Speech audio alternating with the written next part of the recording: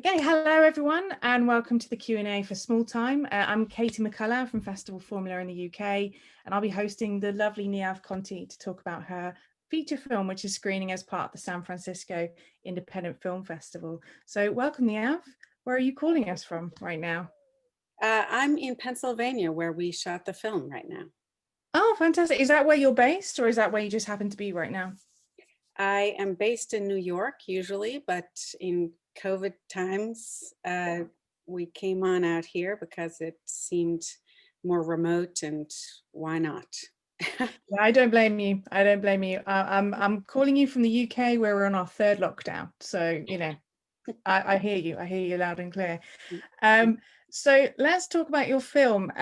So for me, this is a film that has a very childlike, dreamlike quality to it throughout, which I think is a really unique viewpoint to be dropped in when you're in this particular world that you've chosen to kind of drop us in the middle of. And this straddling of bleak hopelessness with the opioid crisis, but also the innocence of Emma, I think is a massive sucker punch. And I think it's a very kind of telling combination. So why did you want to tell this story, and how did it happen?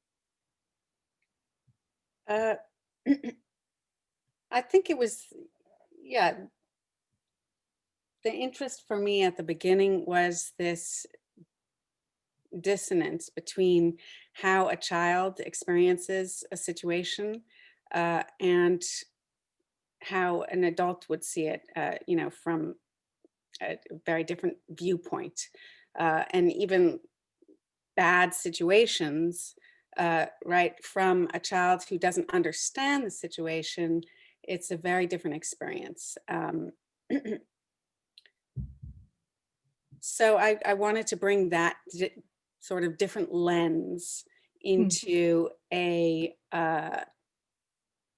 into this quite dark world, and then also into a larger view of, I would say, the contradictions that exist in America and are so very, very present everywhere. And that we kind of get so used to just as being part of our reality. So we don't question them in the same way that this little girl can. Um, and she can have real questions on, like, the logic of all of these things and how they live together. Yeah, So, definitely. And this existed originally as a short, is that correct? yeah. So what I'm interested in, because it's such a big epic journey that she goes on. I mean, we're seeing her grow, we're seeing her develop and blossom.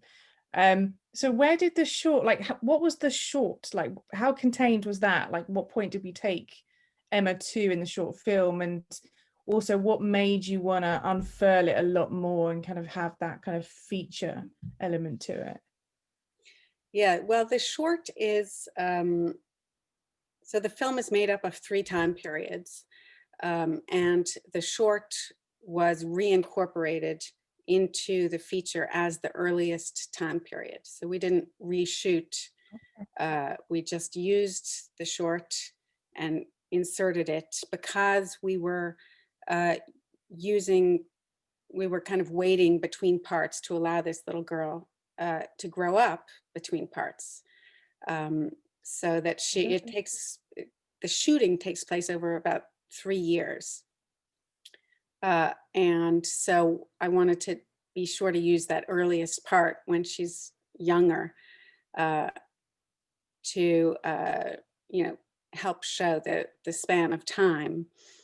So basically, the short was very simple. It's much less expansive than the 2 other parts, which go on, and talk about so much more. But the Mm. short is just this meeting with her estranged mom and this sort of euphoric motorcycle ride, drug deal ride, and and then the return and kind of the fear and confusion about what it all means, and her budding relationship with this little kitten that she steals. I guess this is a Q&A, so it's after the fact, so I can Yeah, talk about what happens. of course.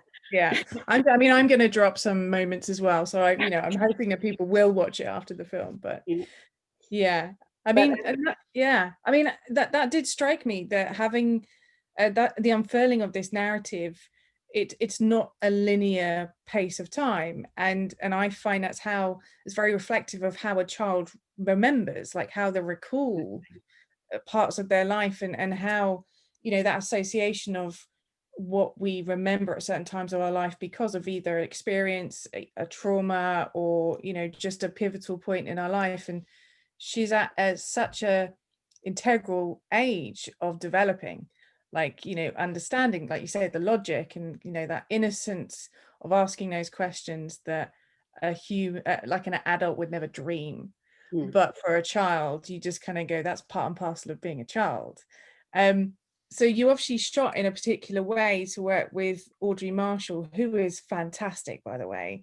Like I think I would do anything she told me to. I would answer any question she asked me, because he was just so like adorable, but also kind of a result of just being shunted from situation to situation.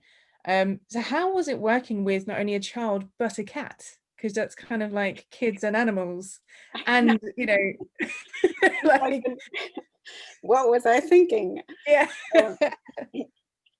It was a challenge for the cat, for sure. Uh-huh. And for the child was a absolute delight.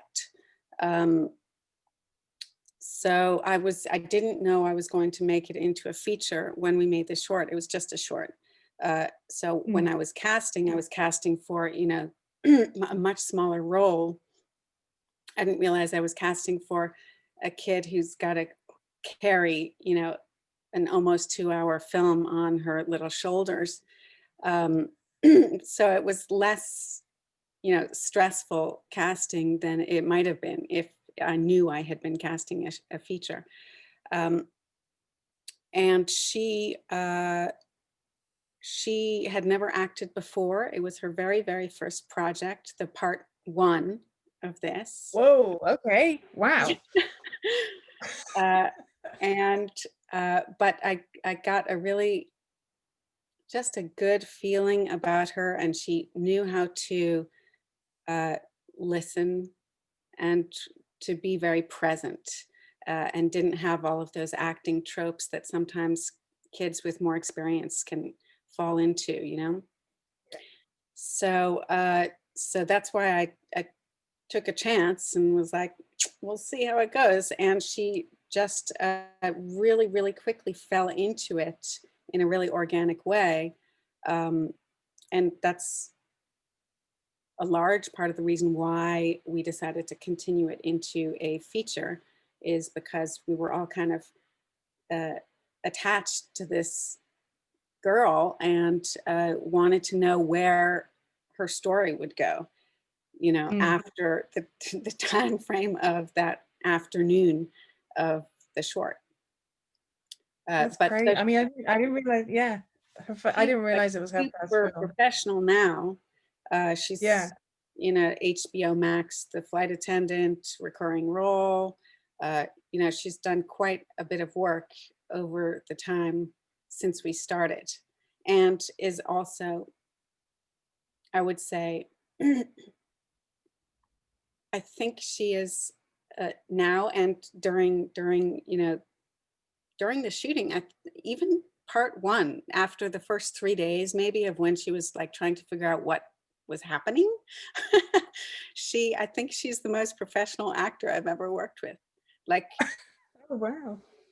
she just does it. And Yeah, she's got a way of holding a scene, because sometimes you watch kids act and they are acting, like you can see that thought process, and it's coming from the training they've had, which is find your space, find emotion, emote, hit the scene. But you really do, like, she's just genuinely Emma. Like, you just kind of see that kind of childlike, you can see her figuring stuff out and then kind of like just coming out with what a child would expect. And I mean, was that obviously with the script, did you kind of give a little bit of free rein to her to kind of, improvise, or is it something that you were like, actually it needs to be simplistic enough for a child to remember as well as deliver? Well, the thing about Audrey is she has a photographic memory. Oh, she sounds a And dream. it's very useful. Uh, she probably read through the whole script once before coming and knows what's going on. And then the night before, she'll look through, and occasionally, usually she just shows up, she knows her lines. Occasionally, she'll be like, oh, wait, she's in every scene. Be like, oh, wait, what is my, can I look at the script for a second? Be like, of course. She'll probably take like 2 minutes and then be like, okay. And she knows all the lines. So, as well as all the actions, she just knows what's happening, which I think is a freeing thing for her, because then she can just be there. She's not trying to remember, because it kind of goes in photographically for her. Yeah. So then she's just there. And we didn't really improv much. She doesn't improv of her own accord. She just really manages to say the lines in an organic way that doesn't feel like it needs improv. Occasionally, I'll just tell her to say something from her own self, like for example, when she's in the forest. And she goes and leans on that tree, and I asked her to say something to the tree, and she chose "Have a nice day." Yeah. Like little lines like that, which Yeah. are very sweet and beautiful. She just comes out with, because she's asked to speak, and that's what comes out. That's But brilliant. for the most part, it's entirely scripted. She just gets more and more impressive the more I find out about her. Yeah. So, I mean, at the heart of this film, it's about childhood and about how we impart and influence those who are still developing. And what I found quite poignant is that Emma seems to be the most grounded and mature of the characters that we see. And the adults are almost like Peter Pan's lost boys. Like, they do not want to adult. They just do not want to engage with real life. And I think that's the thing that I found quite it felt intuitive for the narrative. It felt like, as an audience member, that's exactly what you wanted, because it could have been this absolutely totally bleak picture where she's completely kind of taken advantage of by the adults. But I think what I actually kind of appreciated is that whilst I'm not every sure I understand. that's my watch. Whilst you do understand. What I also appreciated is that this film kind of flirts with the sexualization of Emma as she's growing up, and there are those kind of moments like when she's the drug swap and everything else, and you kind of go, as an audience member, you're so uncomfortable, because you're like, she's so innocent, she's so impressionable, she's smart though, so she can pick things up, and you just kind of go, I'm so relieved that it didn't go down that path. And that's why I actually appreciated, is that whilst you have those nuances of really unpleasant characters, the characters that you're kind of dropped with and that she's kind of shunted around a bit like a pinball machine, is whilst they all have their own screw ups, they're actually, you see the niceness in them. You see that they are not just that traditional two-dimensional drug addict, that they are harboring their own issues, their own traumas, but they still have that kindness to go, that person needs help and they're lost and I need to be there for them.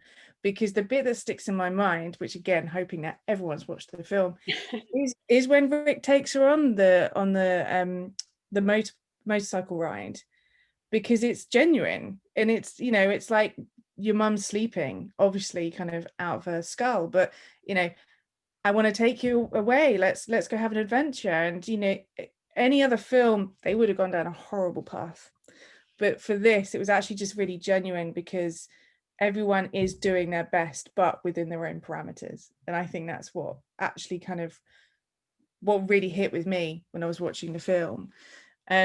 I mean, what's been the response to the film so far? And has anyone's response surprised you? Because it does deal with some very kind of prevalent issues in the States right now. I think most response that I've uh, been privy to echoes your own, is a lot of tension and fear, and like everyone is like, no, I was so nervous and upset during watching it, you know, and kind of relieved that that it didn't have to go there. For me,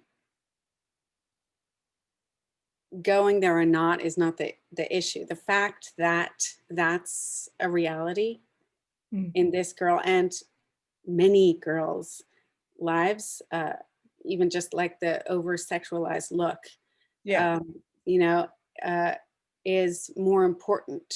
And the fear that something bad will happen is much more important than whether or not it does. Because I mean, it's just all around.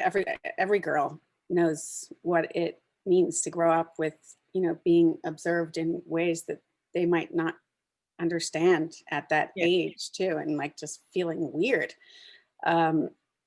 So it was important that the fear of it be more central than the actual events for me. Yeah. And as well, like as you say, you know, it's not about bad guys. Bad guys is so easy to categorize in our minds, you know, and it's a lot more relaxing, I think, to watch a bad guy be bad, because you know who they are. Yeah. And it's clear. And it's like, that's the bad one. This one's kind of good. Okay, I feel comfortable here. My goal was to do the opposite and make everyone very uncomfortable in not having that to rely on. Like there's only people who are doing their best, besides maybe the perv in a Sunday shop. Yeah. Yeah. But for the most part, they're all doing their best and trying, but their best is not very good. And they have a lot of obstacles and weaknesses, and most of them are even looking out for her and doing their best for her, but you know, in mostly the wrong ways, I would suggest. So all of that ambiguity of like, how do we feel? And I think this goes with kids too. Like, you know, oftentimes you really like someone and then you find out things about them and you're like, oh gosh, you know, later on. And especially with kids, you know, they don't really know how to judge these things. So it puts us, the audience, a little bit in that vulnerable spot of not being able to judge things in a way that is kind of reassuring, but everyone is sort of fluid, you know, and it's like there's no categories that we can rely on to kind of, you know, make things more comfortable. Definitely. I mean, Emma's our guide. Yeah. And I kind of like going back to children's perspective, when they find it difficult to process like and understand stuff, what they do is cling to what they know, which is generally the good stuff. So they kind of like go, but they're really friendly, or, you know, they're happy. So you kind of have this very odd inflection of a child kind of being so unabashedly kind of like free. And I think what I also really appreciated about the film is that the idea of drug use, um, each single person that's using in that film is using for a very different reason. It's not just that traditional, oh, because that's what they do, you know. And, you know, I think it was just so important to have that PTSD element of it as well. Um, because, you know, so many veterans do go kind of undiagnosed and unsupported. And I think the relationship between Emma and her paternal dad Mm. is actually quite touching, because especially where after his episode and she goes in, and, you know, for anyone else you'd think like that's such a volatile situation to send someone in, but with the grandmother she's like, go to him. And the grandmother is a very kind of domineering, overly kind of religious person, and kind of has her own quirks. But that moment between the two of them in that room, it's almost like a role reversal. Like, you know, she's being the parent, she's being that kind of kind dependency. And I just thought that, you know, we see so many films with drug use in, and it's always like a pinpoint. It's always like, yeah, they're bad because they do drugs, and that's it. And you just kind of go, it's not a full stop, it's not a period, it's part of a complex situation. um and I think I really did like connect with it. And again, like I say, you know, I mean, I think every kind of country has its own drug issues, and, you know, a lot of people being unsupported. But I think it's always interesting to watch a film where it's not a world that I necessarily am parry to, but Mm. it's a world that I got to see and understand. And I didn't come away going, well, that didn't make sense. I actually came away going, that makes total sense. Like, to kind of, especially as you say, and set in a place where it is rural, where it is kind of, you know, not a built up city. It's actually a, you know, a space of openness, and, you know, um people know each other. It's that kind of small enough place. And her cabin in the woods was amazing, by the way. um the mum, I mean, she even says like, I like it at being out the way, and I'm like, yeah, you are literally like no one around. um so this was your debut feature, correct? Mhm. So what did you learn the most from making this debut,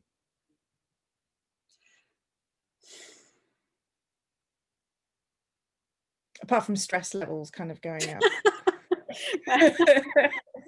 Um,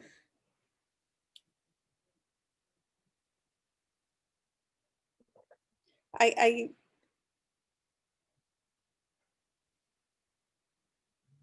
I guess I just learned about perseverance. Like, you know, it was purposefully dragged on over a certain amount of time, but also it dragged on over a long time.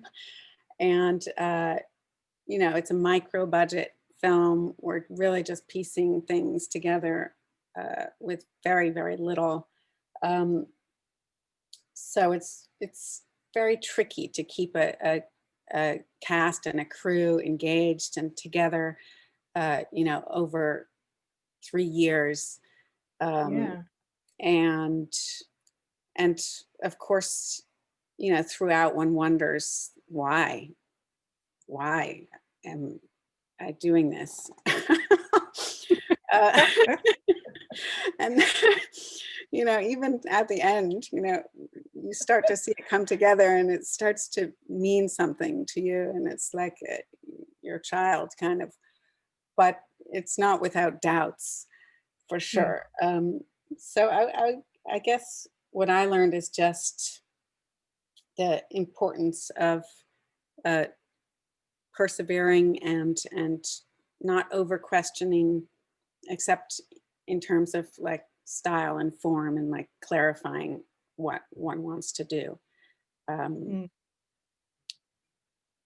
And also I'm learning now that one cannot really embark on a filmmaking journey without the terrible work of considering all of the complexities that go into distributing said film. Yeah. Which I know really very little about, and I'm discovering as we start talking to people. And it's not a world that I enjoy. I just like making the film and all of the things that go involved in that. But unfortunately, indie filmmaking, you know, you really have to take that on too. Yeah. It's tricky. And I like, you know, most people or many people think about distribution while they're making the film and kind of think about what will sell, what an audience wants, blah, blah, blah. Um, I really don't want or like to think in those terms. It just doesn't make sense to me. Mm. And I don't, I think an audience doesn't necessarily know what it wants, you know, until they get it. And catering to an audience, what one thinks an audience desire is kind of is making a standard that is like you're playing into many films becoming similar on a certain level in that Yeah. regard. So I do want to try and, you know, keep it kind of more pure about just this is something. And, you know, if an audience is willing to take a little trip with the film, I think there's a lot to be discovered in it, and hopefully a lot for themselves too. Like it's not a film that offers itself without an audience kind of having to invest. And that's something I appreciate about films that I watch, ones that kind of take something from me and ask me to participate. And I hope I did that here. Mm. It's, I mean, I agree. I think when, I mean, everyone's going to go into filmmaking for a different purpose and with a different end goal. But I always kind of say to filmmakers that I think you should always, at the end of the day, make the film that you want to make. And that film might not necessarily be a mainstream blockbuster or, you know, the avant-garde indie narrative you want it to be. It might be something completely different. But you have to be able to stand by that film at the end of the day and say, I made that because I wanted to, not I wanted to make this, but actually it's ended up as something else because, you know, I need to shift sales and I need to do this, which is why I think the festival circuit is a brilliant place for indie filmmakers to find an audience and to find an audience that appreciates it. Because I mean, slightly different with short film, but you know, everyone's always got that eagerness to sell my film, sell my film. And you're like, but you might not necessarily see that audience that you sell that film to. You might get it on Hulu or Amazon or Netflix or whatever, or some VOD platform somewhere, but you're not going to be able to experience the audience watching it. What you're essentially saying is that's the stamp of approval, is that it's on a platform, it's there. Whereas with a festival, you kind of want to be there to kind of go, that audience engaged with it in a way I never thought they would, or oh, the East Coast audience is different from a West Coast audience. You know, you kind of want to find your footing, and it's a long journey. I mean, you know, my job is festival consultancy, so we help filmmakers put their films on the circuit. It's a slow process, as you'll know, but the rewards are tenfold, because you know, you hit an audience, you get that response, you then build interest with those laurels that you collect on your poster. If you do want to talk to sales agents and distributors, it's kind of part and parcel. that you can kind of go to them, hey, I proved I got an audience, rather than doing it the other way around, which is, for me, quite old-fashioned, trying to sell a film, then find an audience. But maybe I'm just a traditionalist, but there you go.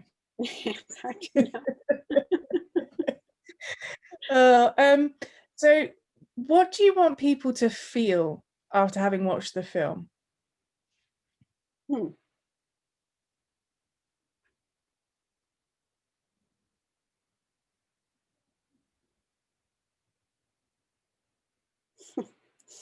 That's interesting question. That seems really obvious, but I don't know that I've actually thought about it in that way. I mean, you have such a shifting beast of a film, in a positive way. But I'm intrigued as to what you would want somebody to kind of, when they've finished watching. I mean, maybe I think the film makes it clear that I don't want them to feel any specific way too much, right? But I mean, I think the main question of the film is, will this girl figure out her own way of being in the world because she's left alone to do it? Or will she perpetuate the cycle? Because, you know, growing up is a time when influence is so strong of those around you. And most people grow up to reflect their direct environment. So for me, that's the question of the film. And I guess I would want the audience to leave wondering about that question, even though that's not feeling something, that's asking something. But it's all part of it, I think, because the overriding sensation I got after finishing the film was awareness, an awareness of you can have kids that you know on your, you know, the area that you live or that you see every day, that you don't quite know what's going on, but something could be, you know, there's a reason why they're always late, there's a reason why they don't have any lunch, you know, that it makes you aware that there could be something that you just don't know. And some of these kids do grow up with the boldness, like Emma. You know, she's very forthright, she's very you know, cocksure, she's, you know, she's a smart kid, and she's very adult-like, so, you know, she could go under the radar. And I think, you know, the only real moment in that film where you kind of go, she's lost her handle because she's not quite understood it, is with the gun, is that she's suddenly gone, she's acting like an adult but she's still a kid. That's the only time that it kind of flips that. That and the gutting disappointment of the Tooth Fairy not arriving, which was like, that really hit me, like, you know, just having that overbearingly religious grandma talking about, you know, angels are real but the Tooth Fairy isn't, which I just, that exchange. Though I don't think it's totally sure that the Tooth Fairy was not there, because the tooth was gone. But no money though. No, but you know, things are not always in the form that okay, it's very unspoken whether that fairy was there or not. And I think she smiles when she's looking around that room. For me, something tells me she feels the presence of the fairy, or the presence was there at some point. You know, whether it was or not, I don't know, but yeah, it's all in the mind anyway. that's true. I mean, again, it's like that nice subtle blending of childhood expectations, but being an adult and trying to kind of figure it all out. But yeah, I just, again, I just think it was a very touching film, and you know, I really enjoyed it. So I have one last question for you, and it's not necessarily, actually it's not a question, it's going to be asking you for some advice, and it's not necessarily about film, but a general one from your perspective.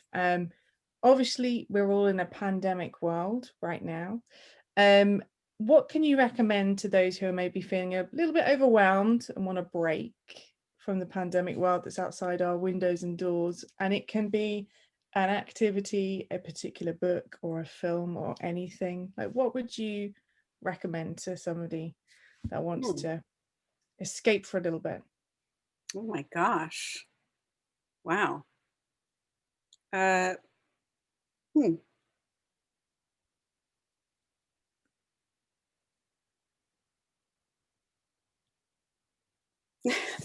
This is such a difficult question. I don't know. I'm like, what do I do?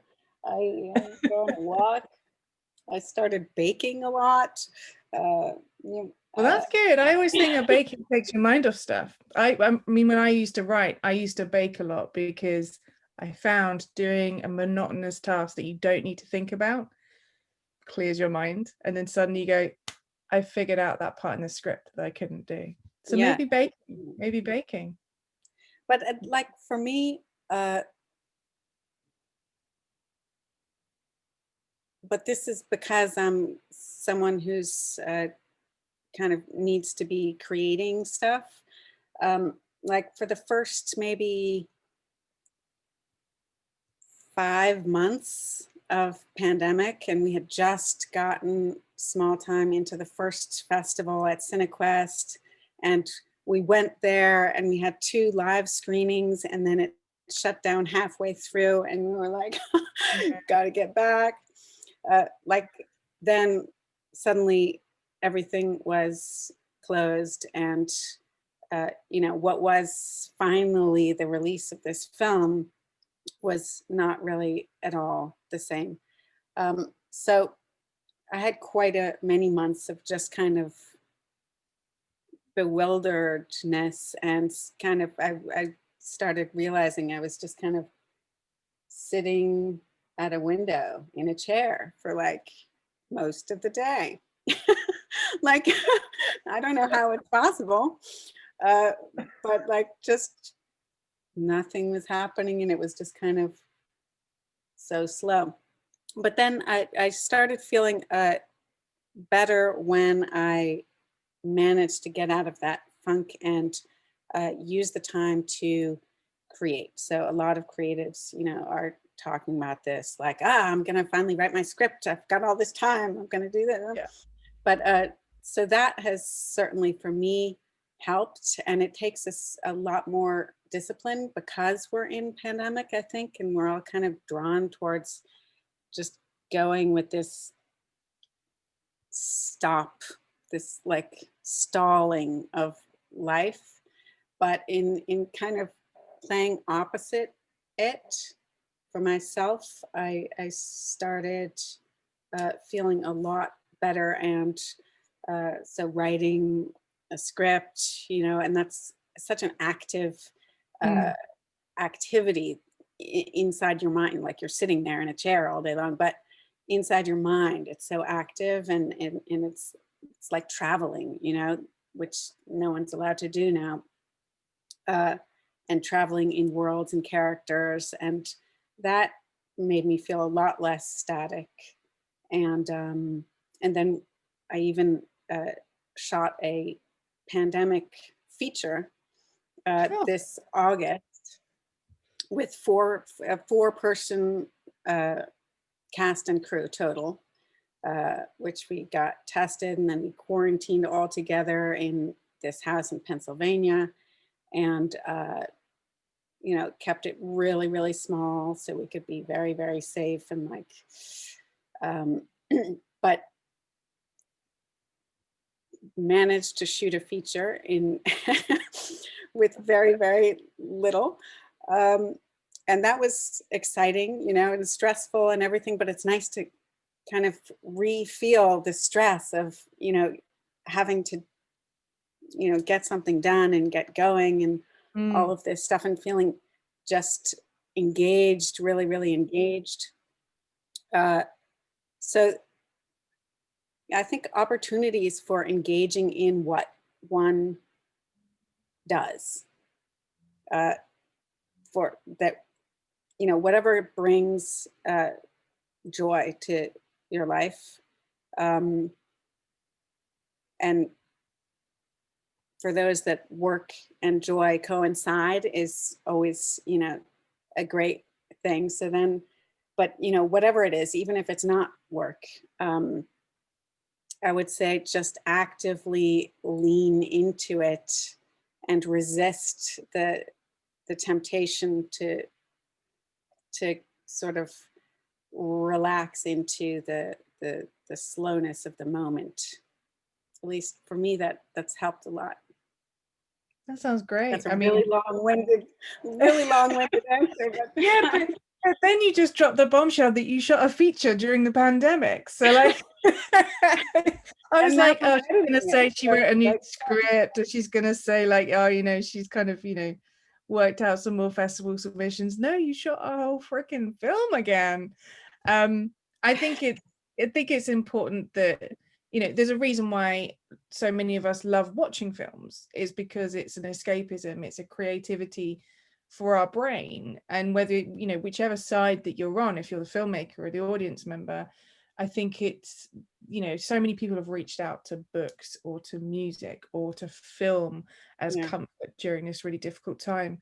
And I think it's really important for creatives to do that too, to kind of reach back to, you know, what do they love, what do they get their inspiration from, but also to, like you say, if you have that burning desire to create, to not expect too much of oneself, but to still do it because you want mm, to, not because you feel you have to, not because, you know, Shakespeare wrote this and, you know, Ernest Hemingway wrote that, you know, that you can actually just go, I'm doing it because I enjoy it and I want to do it.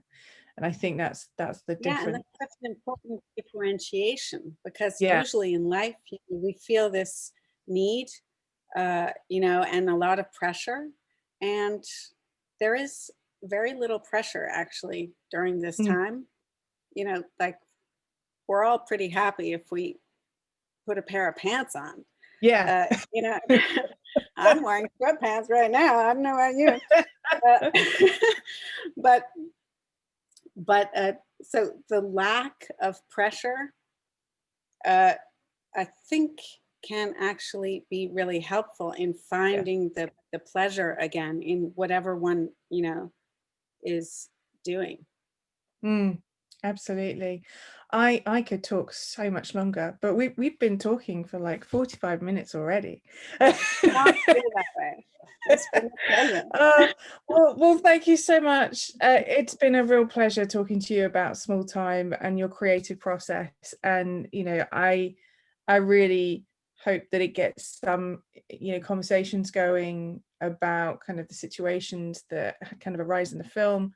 But also, I wish you all the best with the rest of the circuit journey this film has, and obviously, you know, hopefully, fingers crossed, the future distribution.